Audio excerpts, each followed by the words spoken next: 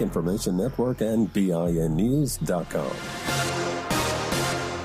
Right now at Lowe's, buy one, get one 50% off on select interior and exterior paints and exterior stains via Lowe's gift card rebate. Lowe's knows home improvement. Valid through 9/6. More terms and restrictions apply. See Lowe's.com/rebates for details. While supplies last. This is the KBLA Sports Minute with Ray Richardson.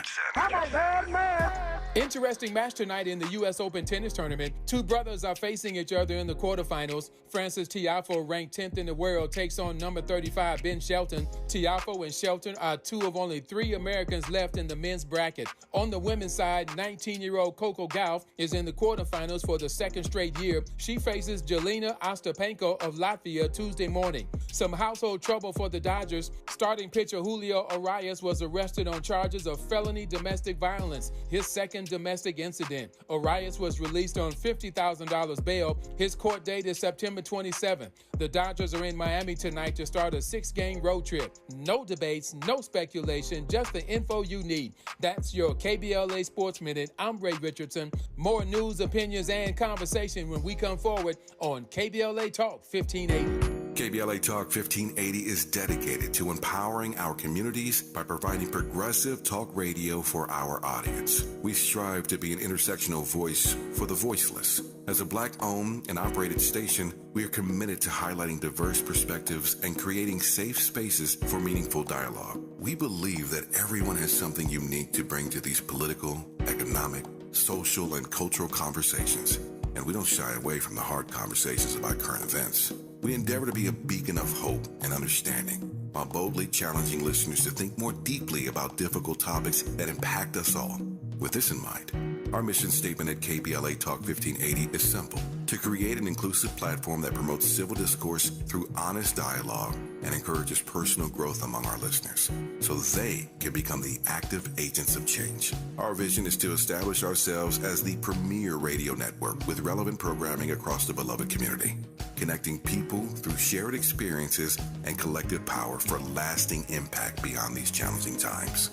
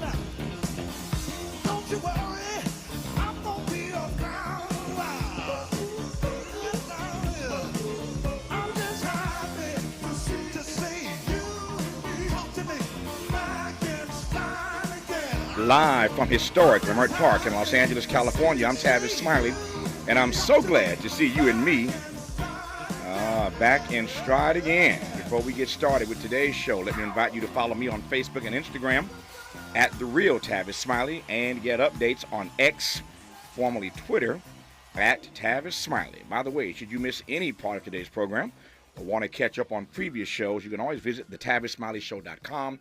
That's thetavisSmileyShow.com, or wherever you get your podcast, and listen to the Tavis Smiley podcast at your leisure. Another great show on tap for you today. In our second hour, a dialogue with the president and founder of Public Religion Research Institute, Robert P. Jones, about his new text, The Hidden Roots of White Supremacy and the Path to a Shared American Future.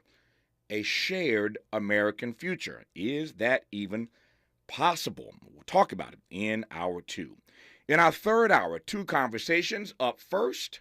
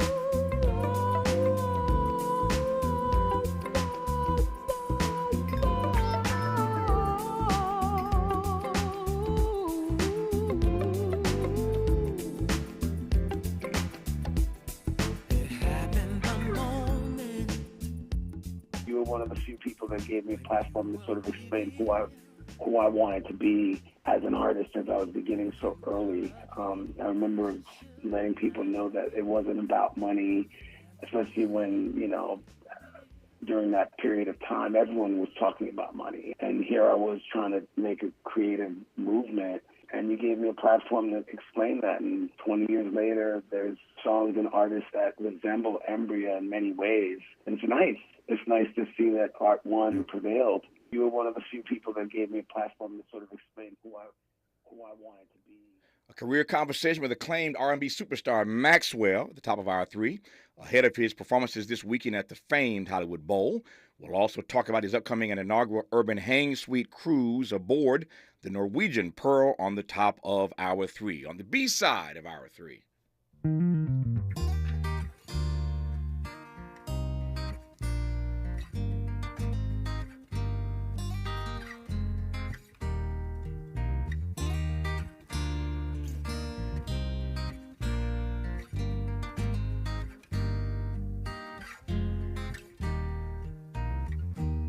It was 1972, my mom and papa brought me through.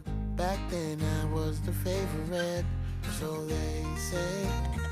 Even though he was way before his time, I knew every Nesta Marley line. You know that Peter Touch was fly, them diamond socks and corduroy. Fast forward to 1981. Old School is the title track on the new project from an 8-time Grammy Award-winning music artist and second son of Bob Marley, Stephen Marley, who joins us on the backside of hour 3 to discuss his first new album in over 7 years. That third hour is going to be fire. Maxwell on the top and Stephen Marley on the bottom. Should be a great hour 3 with some great music and great conversation. All that said, let's commence today's show right now talking politics with the university professor of political science at Hamline University, David Schultz. David, good to have you back on the program, sir. How are you today? It's always my pleasure to be on the show with you, and thanks to the audience. It's a great honor to have you on. Let's talk politics here. I want to start with this. This is breaking news this morning. Florida's congressional map illegally hurt black voters. A judge rules. The second time we've seen this case come before a court, but it underscores that the Republicans, interestingly, are getting checked here and there, not as much as many of us would prefer on matters of voting rights, but they've gotten chin-checked, as it were, once again, on drawing these illegal maps that hurt black voters. Your take? Well, yes, you're absolutely right. I'm not a fan of the current U.S. Supreme Court, which has not been a friend of let's say, people of color, but we're getting a few victories here and there. And what's really becoming clear at this point is, when the Republicans and Donald Trump talk about fraud and about stolen elections, they're probably right. They're trying to steal the elections, and they're trying to jerry-rig the districts to basically keep people of color, black people, from being able to vote. They're basically doing everything they can at this point to try to rig the election in favor of them. And what's happening is occasionally federal judges are stepping in and saying, you've gone a little bit too far in terms of what you're doing. Scale it back a little bit. And the reason why I say that, it's not a total repudiation of what they're doing. It's like I feel like the courts are like pushing back on the most obvious stuff of what they're doing. What do you think?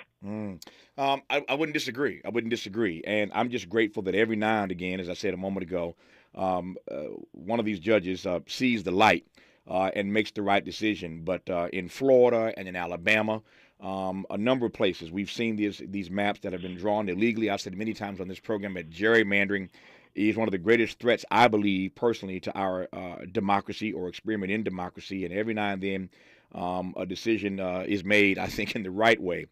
To your point, no fan here either of the U.S. Supreme Court, and they've been horrible on this issue.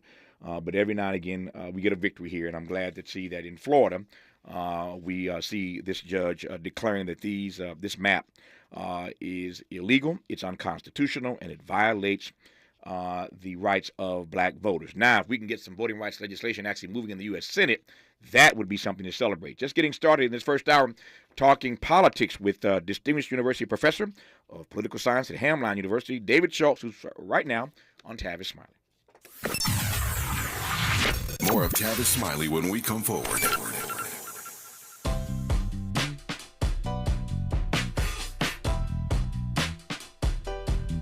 Escalade IQ, This the intro to the all-electric Cadillac, perfected like Zoom. And on a full charge, you get 450 miles without the stop. Haiku.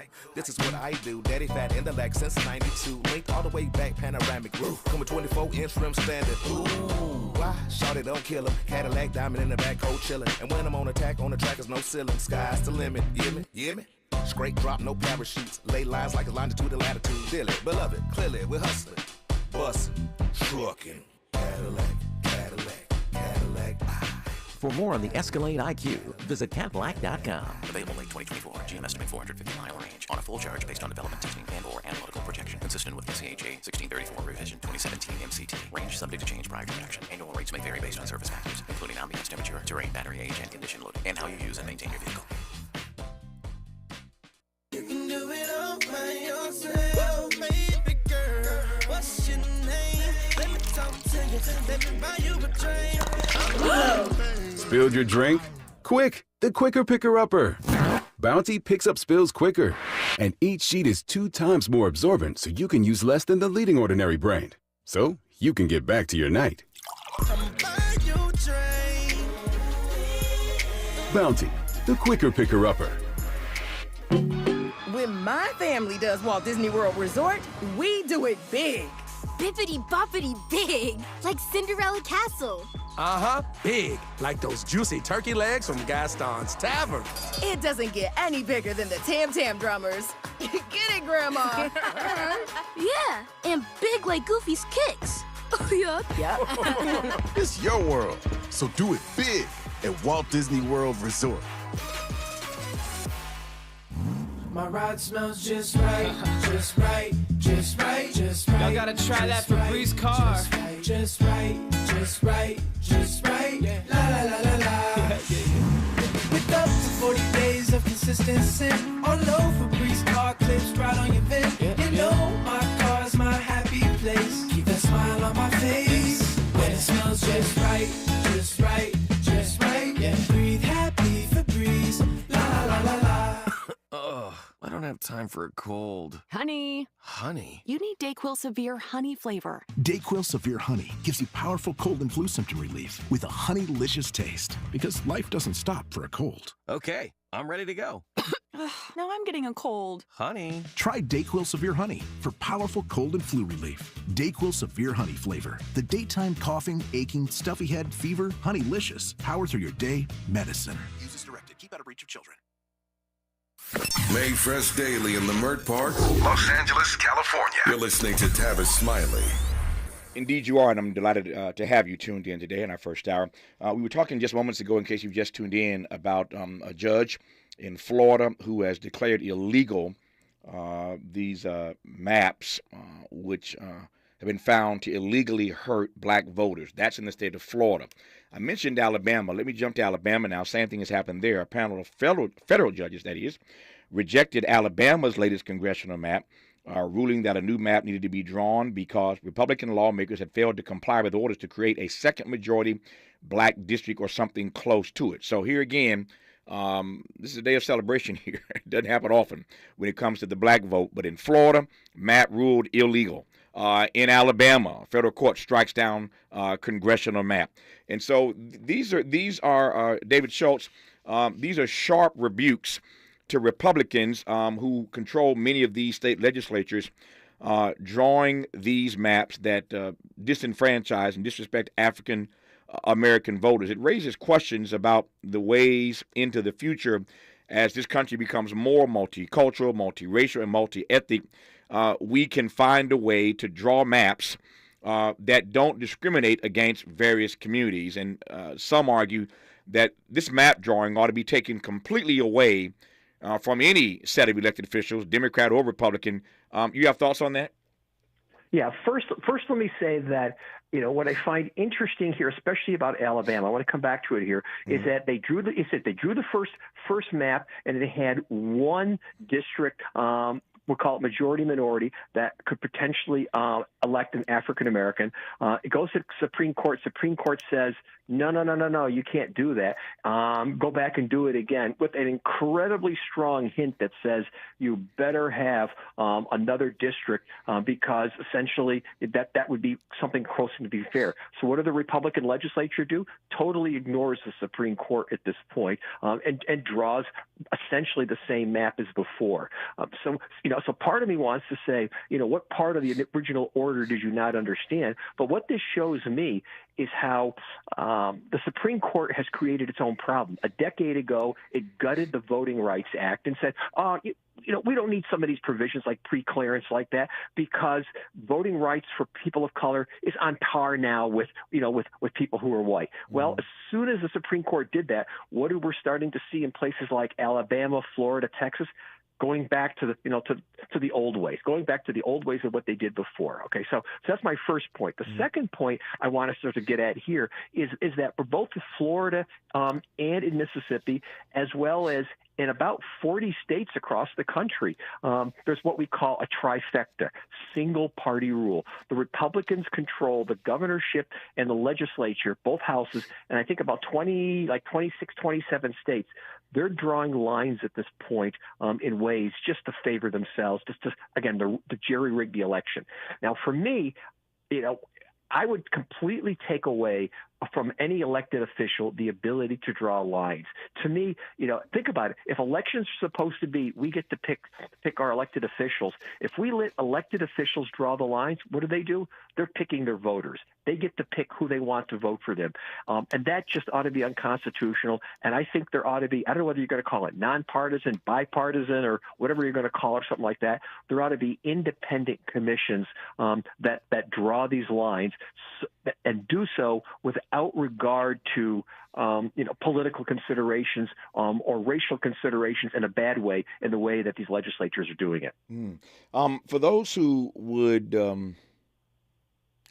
or could get the sense that this Supreme Court acts in ways at times that are schizophrenic, let me politically schizophrenic. Let me unpack that.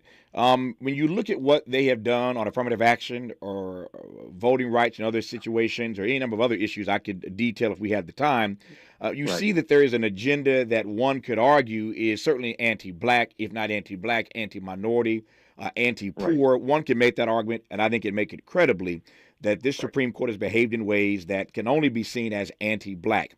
And yet, in this case, the Supreme Court did the right thing in Alabama, and now a federal court has smacked the state legislature, these Republicans in Alabama once again.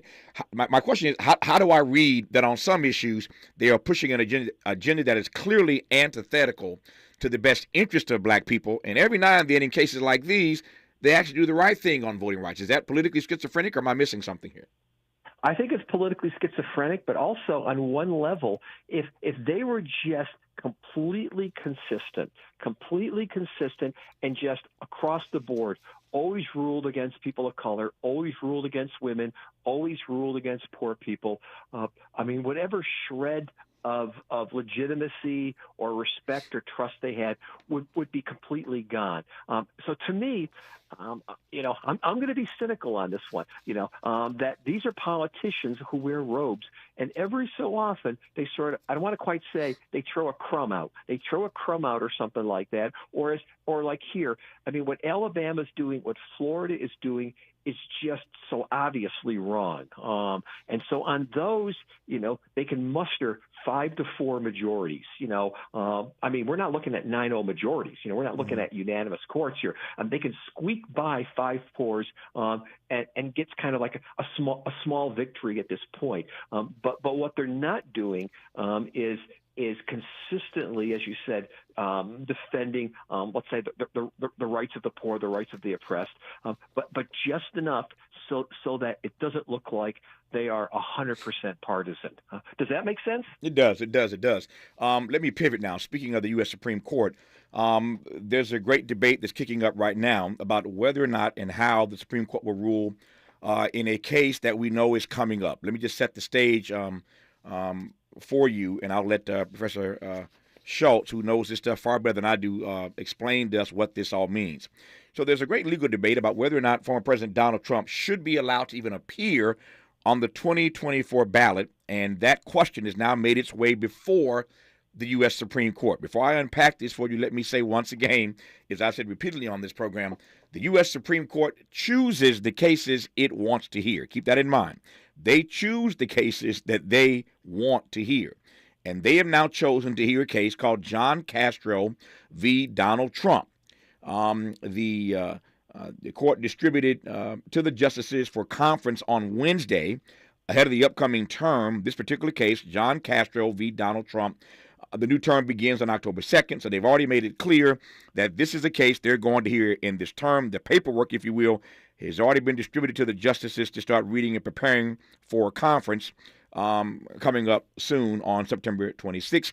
The case expected to be decided on or before October 9. So Castro is a tax attorney running for the Republican nomination next year. And he sent his petition to the Supreme Court last month asking the justices to answer whether political candidates can challenge the eligibility of another candidate of the same party running for the same nomination based on a political competitive injury in the form of a diminution of votes. I will now yield to the professor from Hamline to explain what all this means. But here we have a case that could decide, never mind all the indictments, whether or not Donald Trump's name can even appear on the ballot. Professor Schultz, take it away. Sure. So this is an interesting case that a lot of people are talking about, and it also involves some questions regarding the 14th Amendment, which is one of the Civil War amendments, that was adopted to try to empower, black people after the Civil War, and it involves whether or not, in part, Donald Trump could be excluded from even appearing on the ballot because he engaged in or encouraged some type of insurrection, getting us back to January 6th. Mm-hmm. And there's language in the 14th Amendment which seems to suggest that. Now, of course, the historical purpose of that was to give Congress the ability to keep former Confederates from running for office, people who had served the Confederacy, who fought against the Union and so forth like that. And people are arguing that perhaps Donald Trump's efforts to try to suppress the vote are as consistent with the language of that part of the 14th Amendment, and therefore this candidate for the Republican nomination saying, I should be able to actually bring a case and challenge and question whether or not Donald Trump should even be eligible to run for office or seek the party nomination. Remember, this suit right now is just whether or not this person can bring the suit. Mm-hmm. It won't make a decision regarding whether or not Donald Trump can actually appear on the ballot. But it's pretty significant because if he were to win, mm-hmm. This case, he gets to then argue that. Potentially, what Donald Trump did on January 6th, protect other actions that he's done in places like Georgia and so forth like that, that maybe Donald Trump is just ineligible under the Constitution to be able to run for office again. If John Castro is successful, he could do all of us a favor. The Republicans running for nomination would love to see John Castro win this. It gets Trump out of the way, and they didn't have to do it. The Republican Party gets him out of the way, and they didn't have to do it. And those on the left would be happy to see some ruling that suggests that he cannot even be on the ballot. I hear your point, the distinction you made. This case is about whether or not his case can go forward. This would not ultimately decide, this case won't at least, whether or not he can be on the ballot. But it is a novel argument. And I'm always fascinated. I'm not a lawyer. I don't play one on radio or television. But I'm always fascinated by the way that lawyers can figure out a way to use arcane law or an amendment or another set of laws that was meant for one thing. They can find a particular slice of it and base their argument on that particular slice. As you explain it, I recognize, and the audience does as well, this was not the intended purpose of the 14th Amendment. But if the amendment was designed and written in part to keep former Confederates from running for the presidency of the Union because they had done something to not just destroy the company, but certainly the country, that is, but also they had done something that led to a diminution of votes. If it can be argued in that instance, it's a novel argument to make in the case of Donald Trump. Why should someone who has clearly been involved in an insurrection, trying to overturn an election, why should they be allowed to be on the ballot? That's the argument that John Castro is making. I think it's a legitimate and credible argument. We will see how this Supreme Court decides on the matter. Now, let me come full circle. I said moments ago that the Supreme Court chooses the cases it wants to hear. Can you give me any reason that you think the Supreme Court chose in fact to hear this particular case? I think a couple of reasons. One of them might be just simply for the fact that it wants to put the issue to rest no matter what. Maybe it's going to rule and say, no, he can't do this. It's a matter for Congress to do it, and then just takes it off the agenda right now. Mm-hmm. That way it's resolved. The other possibility, but I don't know at this point. The other possibility is maybe there's enough justices on the court that have also had it with Donald Trump. I mean, I know that the Chief Justice Roberts and Trump don't like one another. They don't see eye to eye. That's a possibility too, because we're looking at 6 Republicans on the court, 3 Democrats. Maybe some of those Republicans would team up with the 3 Democrats in terms of saying let's just put Trump all behind us or something like that and get it out of the way, or still fleshing out another theory, because we're basically trying to read minds here. Sure. Is that if they can allow this lawsuit to go forward, think about it now. Trump's got 4 criminal trials coming up. Mm-hmm. I think he's got several sexual harassment. I think he's got a couple more business cases out there. Throw one more trial in at this point. I mean, they're going to just about completely bog him down, between now and November 2024. I don't know. Maybe that's their thinking or something like that. Now, I am cynical enough to say that the justices aren't acting politically neutral. They're not just saying, well, let's just read the law. I think there's an agenda here. And so what I've been trying to do here is speculate on what that possible agenda is. I'm closer to the idea of saying that they're going to resolve this and just basically say that this person can't bring the suit. But that's just sort of my intuition. I don't know why. Yep. I know why, because it's a conservative court.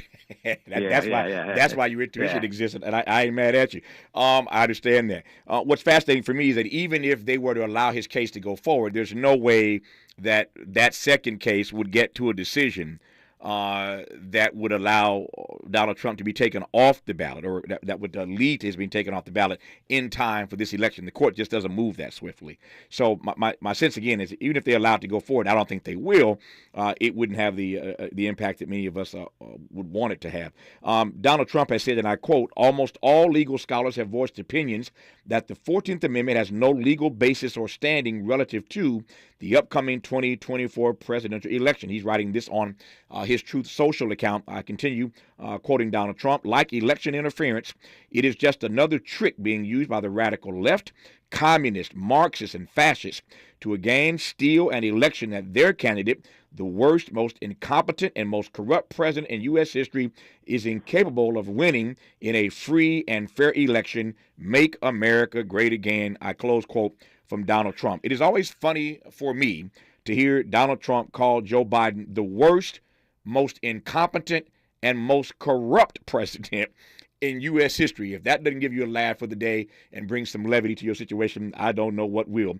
We'll continue with David Schultz when we come forward on Tavis Smiley. You're listening to Tavis Smiley. Ranked number 45 on the Heavy 100 list of the 100 most important radio talk show hosts in America. What is dedication? My biggest fear in the middle of my addiction was that my kids wouldn't have a father. And I started thinking, you know what? This isn't my story. I definitely had to become a better man to be a better father. It's important to me that my kids are empowered and truly believe that if they can think it, they can do it. That's dedication. Visit fatherhood.gov to hear more. Brought to you by the U.S. Department of Health and Human Services and the Ad Council. Joey from Vermont, a farmer trying to get through the winter. Adriana from South Carolina, a single mother living paycheck to paycheck. Liam from Ohio, an injured father struggling to provide for his family. Hi, I'm Shanola Hampton, and I support the Feeding America network of food banks because they help provide over 6 billion meals to people in need each year. Learn more at feedingamerica.org. I'm Mike Moore. Here's the latest from the Black Information Network. An independent third-party investigation into the cause of that deadly Lahaina wildfire and the response by authorities has been ongoing for 2 weeks now. The State Attorney General's office has hired the nationally recognized Fire Safety Research Institute out of Maryland.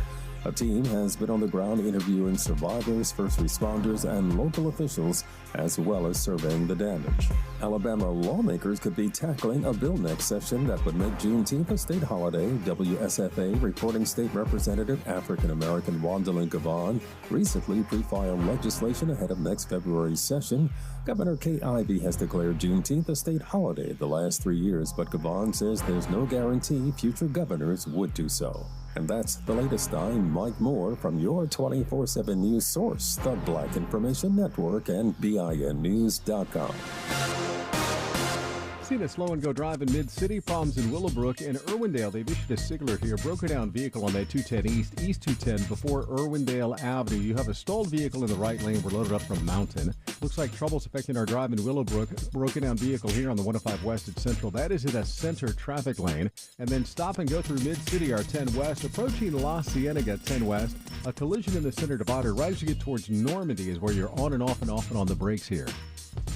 Staples has big savings on everything for school or the office. Save on school essentials like notebooks, pens, and crayons. In stock and backed by Staples Price Match Guarantee. In-store only. Visit staples.com/price match for details. School on, save on at Staples. Right now at Lowe's, buy one, get one 50% off on select interior and exterior paints and exterior stains via Lowe's gift card rebate. Lowe's knows home improvement. Valid through 9/6. More terms and restrictions apply. See Lowe's.com/rebates for details. While supplies last. This is the KBLA Sports Minute with Ray Richardson. Interesting match tonight in the U.S. Open tennis tournament. Two brothers are facing each other in the quarterfinals. Frances Tiafoe, ranked 10th in the world, takes on number 35, Ben Shelton. Tiafoe and Shelton are two of only 3 Americans left in the men's bracket. On the women's side, 19-year-old Coco Gauff is in the quarterfinals for the second straight year. She faces Jelena Ostapenko of Latvia Tuesday morning. Some household trouble for the Dodgers. Starting pitcher Julio Arias was arrested on charges of felony domestic violence, his second domestic incident. Arias was released on $50,000 bail. His court date is September 27th. The Dodgers are in Miami tonight to start a 6-game road trip. No debates, no speculation, just the info you need. That's your KBLA Sports Minute. I'm Ray Richardson. More news, opinions, and conversation when we come forward on KBLA Talk 1580.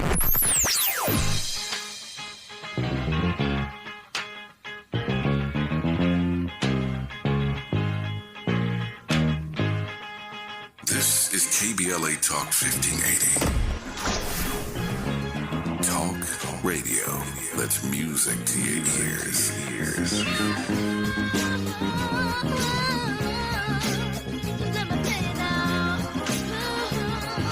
We're unapologetically progressive. KBLA Talk 1580. Let's be real. Mopping is a hassle. You have to fill the bucket, pushing a wet, heavy mop around, then cleaning the mop when you're done so it doesn't grow bacteria. A hassle on top of a hassle. Try Swiffer WetJet. With Swiffer WetJet, you start with a fresh pad and cleaning solution every time. And when you're done, you just toss the pad. Swiffer WetJet, the faster, easier, cleaner way to clean your floors. Venture X from Capital One is the travel card for people always asking, where next? You earn 10x miles on hotels and rental cars, and 5x miles on flights booked through Capital One Travel, and 2x miles on everything else you buy with Venture X. Plus, receive premium travel benefits like access to over 1,300 airport lounges. The Venture X card from Capital One. What's in your wallet? Terms apply. See CapitalOne.com for Whether details. you own a local business or a global one, you know that these days, generating growth is a challenge. By teaming with Bank of America, you'll not just stay ahead of the curve, you'll move it. With access to experts, award-winning insights, and business solutions so powerful, you'll make every move matter, locally and globally. Visit bankofamerica.com/banking for business to learn more. What would you like the power to do? Copyright 2023 Bank of America, N.A. Let's get back to more of this rich dialogue with Tavis Smiley. Our guest in this hour is distinguished professor at the university professor at Hamline University, David Schultz, and I am delighted to have him back on our program as we talk politics in this first hour. Don't forget, later in our third hour today, some great music artists. Maxwell on the top of hour 3, and Stephen Marley, son of Bob, on the bottom of hour 3. So a great 2 hours in front of us. A lot of great music and great conversation in certainly that third hour today. We continue now, though, with David Schultz.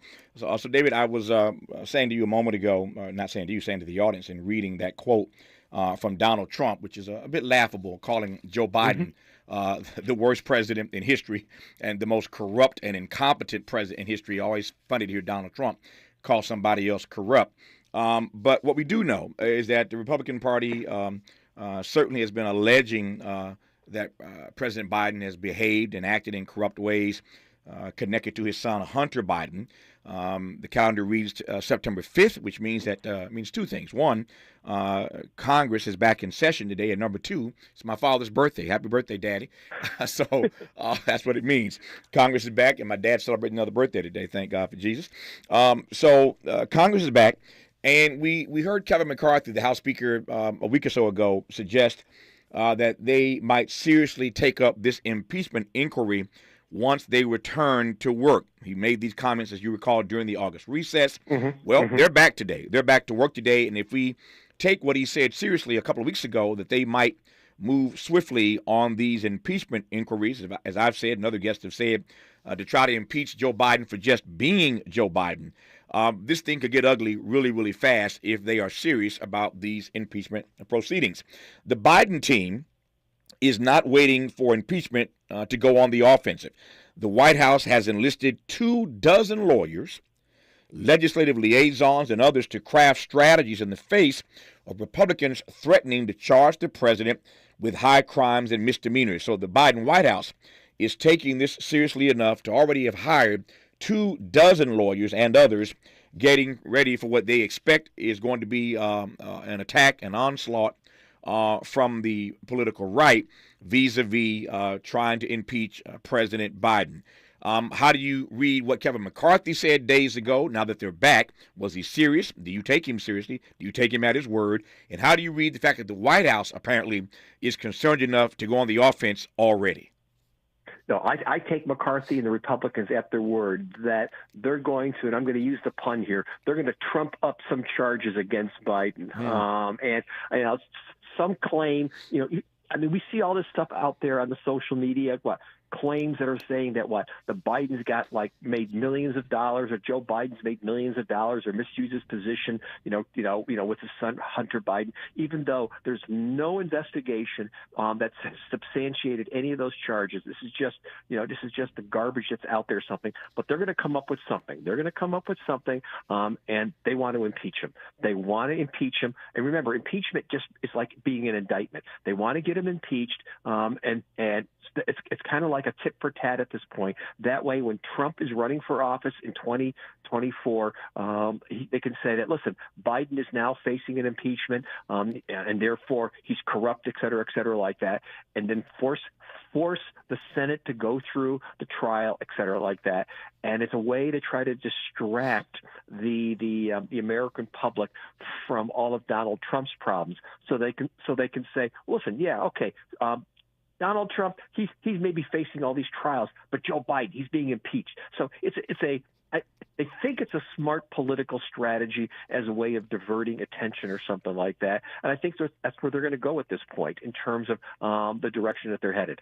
But let me throw one other thing out here, by the way, too, is that I think.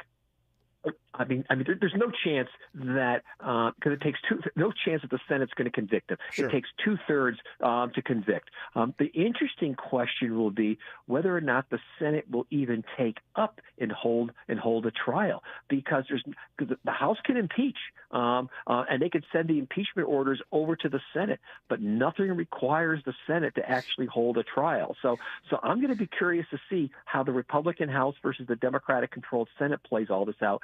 But yeah, the Republicans, I think they're just salivating at the idea of now they can say, okay, Trump was impeached twice. We're going to get Biden. It's just what? It's just, I don't know. It's playing gotcha politics at this point and diversion politics. Let's talk about gotcha politics in just a second here. Let me start with this. To your point, which is a brilliant point, or a brilliant question about whether or not the U.S. Senate would even take this up if the House successfully impeaches Joe Biden. Here's where Democrats need to grow a spine. They need to grow a pair. Here's where they act like Mitch McConnell on the nomination of Merrick Garland. You know exactly where I'm going here, obviously. Yep. Mitch McConnell refused to give Merrick Garland a hearing. You ain't even getting a hearing. And he gave Mitch McConnell, that is, gave Barack Obama the Heisman, stuck that arm out there and said, "Not so." There you go, the Heisman. That's what he gave to Barack Obama, and he refused to give Merrick Garland a hearing. You would like to believe that if Republicans are successful here, and we'll come to that in a second, that Democrats would make like Mitch McConnell, steal a page out of his playbook, and not even give a hearing to these nonsensical allegations. We shall see. But Professor Schultz raises a powerful question about how Democrats in the Senate, the Democratic-controlled Senate, would respond if House Republicans are successful. Now, let me jump back to the House, because if, in fact, they are successful in impeaching him, doesn't matter what it's for, but just if they are able to get on the historic record that Joe Biden was impeached while president. To your point, they do not have the votes. They don't have any way forward to impeach and remove him from office. But same is true of Donald Trump. He was impeached but not removed from office. How does it change the political calculus to the extent it does in this presidential race, assuming that we've got a sequel of Trump v. Biden or Biden v. Trump? How does it change the political calculus that we have two combatants for the White House who have both been impeached? Boy, that's a really good question. Again, from the Republicans' point of view, it's a diversion strategy so that they can say Biden is corrupt, and it takes the heat off of. They think it's going to take the heat off of Trump as he's going through all his trials next year. But I'm going to speculate in a different direction at this point. Okay. Will the Republican House just look like a bunch of idiots doing this, and will it backfire on them? For example, will it look like in the presidential race for those critical swing voters in the few critical swing states that decide the election, will they basically look at it and say, this was just a political ploy and it hurts them there? But I also just think in terms of the fact that the House, as we know, the Republicans hold a whisker thin, majority in the House. And could this be the kind of vote that just blows up in their face and costs them the majority, next year? I think that's a possibility also because, people may think a lot of things about Joe Biden. He does look old, and we'll all concede that he does look old. At times you sort of wonder if he's up to the job, et cetera, et cetera. Mm-hmm. But I don't know anybody credibly who seriously thinks that Joe Biden is corrupt and incompetent. You may or may not agree with all the stuff that he's doing. He may not be going far enough for what many of us would like to say. But at the end of the day, the American public, polls are showing this. The public overwhelmingly thinks Trump is corrupt. And if anything, all the public is saying about Joe Biden is that they're worried about his age because what's he like 80 or 81 years old. So I think there's a real serious sense of where the Republicans are playing to their base, their extreme base. Right. It potentially blows up in their face. Well, they are playing with fire, and if Kevin McCarthy doesn't believe it could backfire, he should call a guy named Newt Gingrich and ask him what happened in the Clinton years when Gingrich played with fire, and it backfired on him. They ended up losing the House, and he lost his speakership. So to your point, it could backfire. That said, when we come forward, I want to come to the other issue that you raised, and it's simply this. There were those who predicted during the era of Donald Trump that going after him, impeaching him in the way that they did, a couple different impeachment trials, that this would ultimately lead to where we are right now, a tit for tat, a downward spiral, America going down the rabbit hole, as it were, because once Republicans got in control of the game, they were going to do to Joe Biden or whoever the Democratic president was the same thing that had happened to Donald Trump.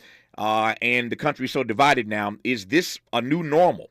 That whatever party is in power from henceforth and forevermore, they will be trying to impeach whoever the sitting president is. We'll talk about that when we come for David Schultz on Tavis Smiley. Seeking the truth. Speaking the truth. This is the Tavis Smiley Show.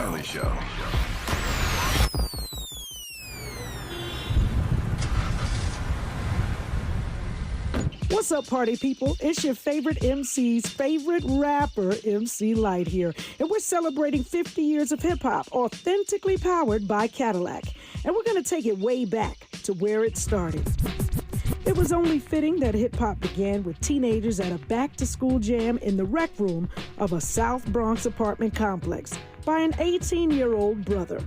By the way, I'm also sure he had a Cadillac parked outside. He noticed the energy on the dance floor when he switched between two turntables, extending the beats, repeating the breaks, and never losing the rhythms. And that was the birth of hip-hop. And from that moment, it took off. For more on how Cadillac is celebrating hip-hop's 50th, visit Cadillac.com/audacity. Hi, it's Tavis Smiley. KBLA Talk 1580 is inviting you to join us on Saturday, September 16th, 10 a.m. to 12:30 p.m. for our very first economic empowerment event for the community. This event is free and is powered by Caltrans. We're doing this in association with Rambo House, and here's Rambo to tell you more. Contracts. I'm going to say it again for all of us small business owners out there. Contracts.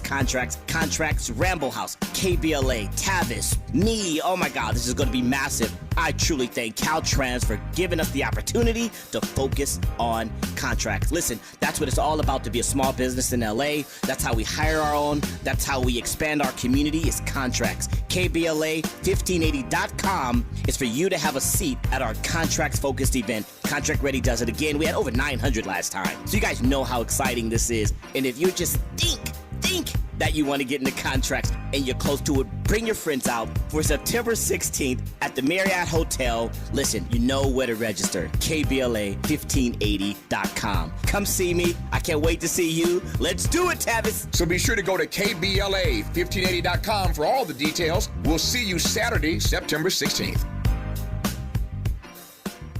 Hello, I'm Scott Strauss. On 9/11, I was a New York City police officer assigned to finding survivors buried under the rubble of the World Trade Center. Those were difficult days, but what kept me going was seeing the way Americans joined together in unity. It didn't matter if you were a Democrat or a Republican or anything else. For 9/11 this year, now a National Day of Service, let's rekindle that spirit of unity by doing good deeds. Visit 911day.org to learn more. 21 Days of Beauty. 21 days with daily beauty steals of up to 50% off. 21 days of Slay. 21 days of Yay. 21 days of Are You Kidding Me right now? Beauty's biggest event is on now till September 16th at Ulta Beauty. Discover irresistible deals on must-have brands like IT Cosmetics and Fenty Beauty by Rihanna. Plus, new launches from Pat McGrath Labs. Shop in-store, online, or pick up today. Ulta Beauty. The possibilities are beautiful. Conditions apply. Sounds different, huh? This is Tavis Smiley. Tavis Smiley talking to David Schultz, distinguished university professor of political science at Hamline University, talking politics in this hour for a few more minutes at least. So, David, you teed this up, and I want to come right back to it because there were a number of people discussing this a few years ago during the Trump era, that they were predicting this is exactly where we'd end up. That the way that Democrats went after Donald Trump, and I'm not suggesting they should not have done that. I'm just raising the issue that you raised about the state of our body politic right now. So there were those who predicted that the minute Republicans got control of the House or Senate, they would do the same thing that the Democrats rather had done to Donald Trump. And so in that regard, they were right. And here we are going down this rabbit hole. You call it political diversion. You refer to it essentially as much ado about nothing.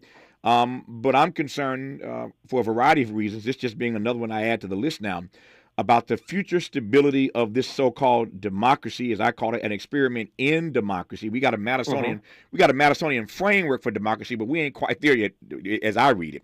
But whatever you think of my argument about whether this is a democracy or experiment in, or a plutocracy or an oligarchy, the point is, whatever you call what we have, it is in danger if going forward this becomes the new normal, that whatever party is in power, they find some way to impeach and put on the record that the president was impeached. Your read on this? I think you're absolutely right. I was going to start off by saying that when I started up the semester last week teaching, and I'm teaching an American politics class. And when I explain the Constitution, I tell my students the one word to understand everything: fear. And we could talk all about how our framers were slaveholders, they were, et cetera, et cetera. But the one thing they feared was what? Power, abuse of power, and how people can become corrupted and get into positions and abuse their authority. And the reason why I mention this is because what do we do with a president who, especially, let's say, who's already been elected once, doesn't have to face election again, and decides to go crazy and abuse power? And the reason why I say that is that impeachment was supposed to be one of those tools to basically rein in a corrupt president. But now it's turning into what? Just a party tool. I'm hoping most of us, if anybody remembers their history, I'm hoping everybody would agree to say that what Nixon did. Nixon, back in the 70s, organizing to break into the Democratic National Headquarters, hiring all these people do all kinds of horrible stuff. He deserved to be impeached, and had it gone all the way, he probably would have been impeached, removed from office. But now, you've got people like Bill. What the Republicans went after Bill Clinton on trumped up charges, et cetera, et cetera. We're at a point right now where you're right. I'm afraid that our institutions, which were meant to supposedly protect we the people, to be a democracy for all of us, address the problems of fear, abuse of power, it's now become what? Yeah. The institutions are being used by, especially the Republicans right now, as a tool just to further a very narrow agenda, and that's just not good for our society, for our country, no matter what. And I wish I knew how to like wave a magic wand and end all this. Yep, I wish I did too, but that ain't gonna happen. It is impeachment. That is now a political tool. There were those who predicted we'd end up in this space, and here we are. Whatever party is not in power now wants to find a way to impeach the sitting president. I digress for the moment. Our remaining moments with David Schultz when we come forward on Tavis Smiley. Hope, agency, dignity. This is Tavis Smiley. Can you dig it? Come on! If you're like me, 60 and retired, making ends meet, especially here at the supermarket and drugstore, is tough. I'm so blessed to have found benefitscheckup.org. It's a free and confidential website from the National Council on Aging that connected me to $1,200 a year in programs that help pay for food, medicine, utilities, and more. Maybe it can help you. benefitscheckup.org. My daughter was diagnosed with a rare malignant rhabdoid tumor on the spine. They sent her straight to St. Jude. My hope was gone. But when you get there, everyone's like, hey, we're not going to give up. And when you see other people not giving up on your child, that makes all the difference in the world. When I found out I didn't have to pay, I was just grateful. They saved my baby's life. Finding cures, saving children. Learn more at stjude.org. Dominique DePrima here. Having a good credit score is one critical step to obtain a loan to buy a home. But did you know that your credit score is just one factor in getting a mortgage loan? Think about this. Lenders also consider your income, your employment history, current monthly debts, the size of the loan, and the amount of your down payment. Whatever your financial goals, U.S. Bank Access Commitment Initiatives support you in reaching them. Access your personal financial goals at usbank.com/access. Member FDIC, Equal Housing Lender. Some people won't give you the real talk on drugs, but it's time we know the facts. Fentanyl is killing people. It's a powerful opioid, often made illegally and commonly mixed with illicit drugs. It can even be pressed into counterfeit pills that resemble prescription medications. Just 2 milligrams, about the size of a few grains of sand, can potentially be lethal. This isn't an ad to scare you, but it is an ad to make you think twice. Get the facts. Go to realdealonfentanyl.com.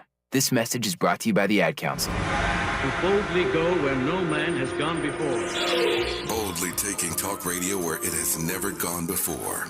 New vistas, New voices, new views, new visions, new victories. We're KBLA Talk 1580, and we're taking public media black. The Chase Ink Business Premier Card is made for people who make things happen, like me. I'm Sam, founder and CEO of Manifest, a product design company that makes everyday products designed smarter. I get 2.5% cash back on purchases of $5,000 or more, plus unlimited 2% cash back on all other purchases, which helps us make more smart ideas into a brilliant reality. The Ink Business Premier Card. Learn more at chase.com/business premier. Chase for business. Make more of what's yours. Real business owner compensated for their participation. Account subject to credit approval. Restrictions and limitations apply. Cards are issued by JPMorgan Chase Bank. Any member FDIC. Ready to re-examine your assumptions and expand your inventory of ideas? More of Tavis Smiley coming your way right now. Our remaining moments with David Schultz, author and distinguished university professor of political science at Hamline University. Just a few minutes left, literally 3 minutes left in this conversation, Professor Schultz. Let me close with this.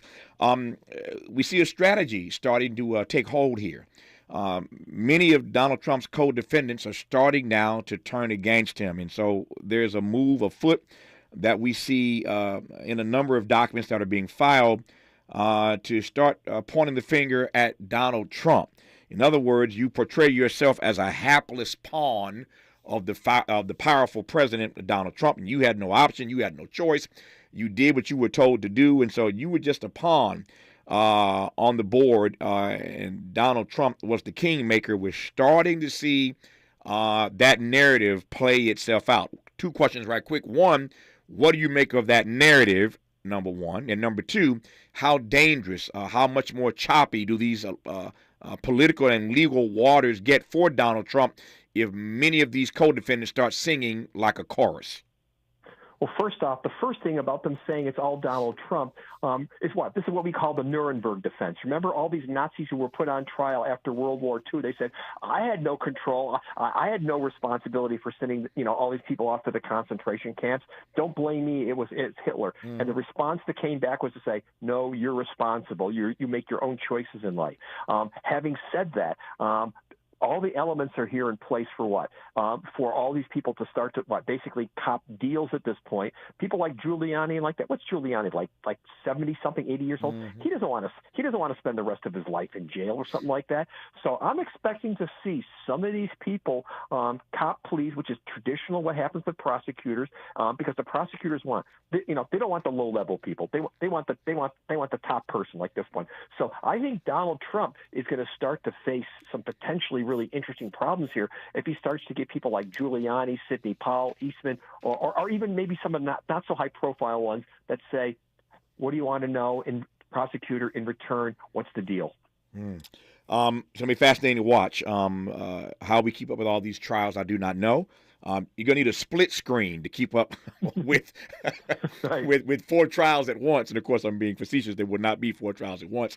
But it's going to take some effort to stay on top of all the issues that Donald Trump is navigating his way through. We shall see. But these defendants are starting to sing like Aretha Franklin. And so we will see what that means in the end for one Donald J. Trump. For now, we thank David Schultz, author and distinguished university professor of political science at Hamline University, for talking politics with us, in this hour. Professor Schultz, good to have you on. We'll do it again, sir. All the best to you. My pleasure. Thanks. More of Tavis Smiley when we come forward. KBLA 1580 Santa Monica. I'm Mike Moore. Here's the latest from the Black Information Network. An independent third-party investigation into the cause of that deadly Lahaina wildfire and the response by authorities has been ongoing for 2 weeks now. The State Attorney General's office has hired the nationally recognized fire safety